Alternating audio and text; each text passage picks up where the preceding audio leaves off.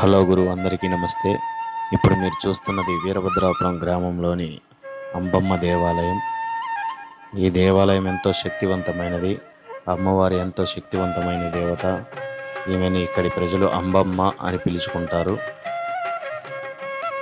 ఇది ఈ దగ్గరలో ఉన్న త్రిపురాంతకం క్షేత్రానికి పరమటి ద్వారంగా కూడా ఈ దేవాలయాన్ని పిలుచుకుంటారు. అందుకే ఇక్కడి దేవత పరమటి వైపును చూస్తూ ఉంటుంది.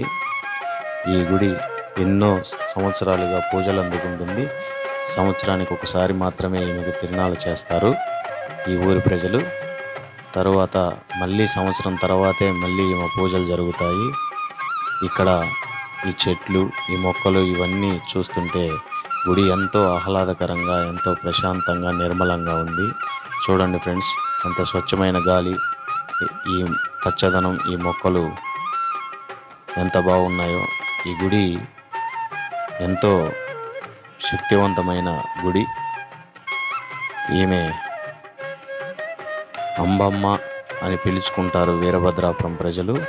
ఇప్పుడు మనం చూస్తున్నాం గుడి లోపల ఉన్నటువంటి మూల విరాటు మరియు అమ్మవారి విగ్రహం చూస్తున్నారు కదా, ఎంత దేదీప్యమానంగా ఉందో. ఈరోజు శుక్రవారం కావడంతో అమ్మవారికి నేను ప్రతి శుక్రవారం వెళ్ళి అక్కడ పూజ చేసి వస్తుంటాను.